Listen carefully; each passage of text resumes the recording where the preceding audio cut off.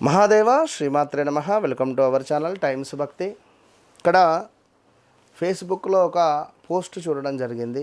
నాకు ఎంతో సంతోషం వేసింది ఈ యొక్క పోస్ట్ చూశాక. ఈ తల్లిని చూడండి ఒకసారి అందరూ కూడా. మేము తీసుకున్న బాకీలు తీర్చేసుకున్నాము, ఇదే చివరి ప్రామిసరీ నోటు అని చింపేస్తున్నానని చాలా సంతోషంగా ఉంది అని చెప్పి ఈ తల్లి పోస్ట్ పెట్టడం జరిగింది.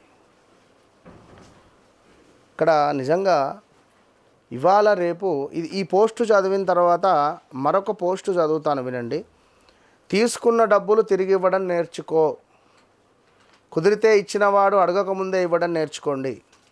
తీసుకునేటప్పుడు నీకుండే అవసరమే నీకు ఇచ్చిన వాడికి కూడా ఉంటుందని గుర్తుపెట్టుకో.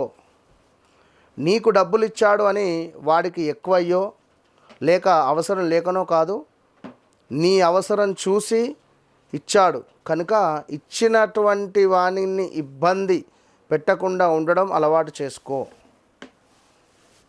అంటే ఒక ఆడపిల్ల, ఒక అమ్మాయి ఒక స్త్రీమూర్తి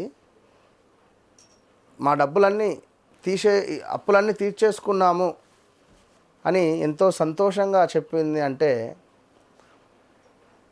ఎంత ఆనందం. కనుక ఇవాళ రేపు డబ్బులు ఎవ్వరికి ఇవ్వద్దు. డబ్బులు ఎవరికి ఇచ్చినా తిరిగి వచ్చడము చాలా కష్టంగా ఉన్నటువంటి పరిస్థితి. దయచేసి డబ్బులు ఎవరికైనా, ఎందుకంటే ఇది మీ పిల్లలకు, వారి పిల్లలకు కుజదోషం కింద మిగిలిపోతుంది. గత జన్మలో మీరు చేసుకున్నటువంటి అప్పులకు గానుగా ఈ జన్మలో మీరు ఎగ్గొట్టిన ఆ గత జన్మలో అప్పులు ఎగ్గొట్టిన కారణంగా ఈ జన్మలో మీకు ఎగ్గొట్టడం కానీ, లేదా మీకు ఇలాంటి దుర్బుద్ధి పుట్టడం కానీ, ఎవరినో నమ్మి ఏదో చేస్తాను అనడము చాలా తప్పు.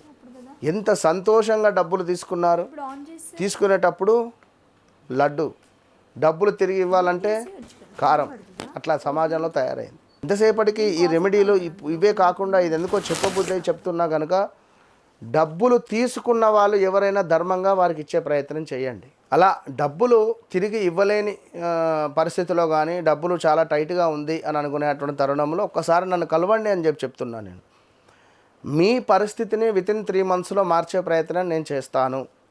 నేను నిజంగా ప్రామిస్ చేసి చెప్తున్నా. ఏదైనా ఒక మార్పు మీ జీవితంలో నేను చూపిస్తా అని చెప్తున్నా. ఇక అదేవిధంగా తప్పకుండా లక్ష్మీదేవికి సంబంధించి ఓం శ్రీం మహాలక్ష్మీ నమః, ఓం శ్రీం మహాలక్ష్మీ నమః అనే మంత్రాన్ని ప్రతిరోజు చదువుకోండి. అదేవిధంగా ఇంట్లో ఈ యొక్క పచ్చకర్పూరము, లవంగాలు, ఇలాచీలు, దాల్చిన చెక్క, మిరియాలు, ఓకే, లవంగాలు, ఇలాచీలు, మిరియాలు, దాల్చిన చెక్క, పచ్చకర్పూరము, ఒక బిర్యానీ ఆకు, వేప ఆకు, వీటన్నింటినీ కూడా ఒక పెద్ద మట్టి పాత్రలో వేసుకొని రావి చెట్టుకు సంబంధించినటువంటి పుల్లలను విరగ్గొట్టి ఎండిపోయినవి అందులో వేసి ఇంత లావు కర్పూరాన్ని వేసి వెలిగించి ఆ యొక్క ధూపాన్ని వేయడం ద్వారా 43 రోజులు కంటిన్యూగా ఈ ధూపాన్ని ఎవరైతే వేస్తారో ఇంట్లో అఖండ ఐశ్వర్యము మీకు సిద్ధిస్తుంది అనడంలో ఎలాంటి అతిశయోక్తి లేదు. Okay, all the best.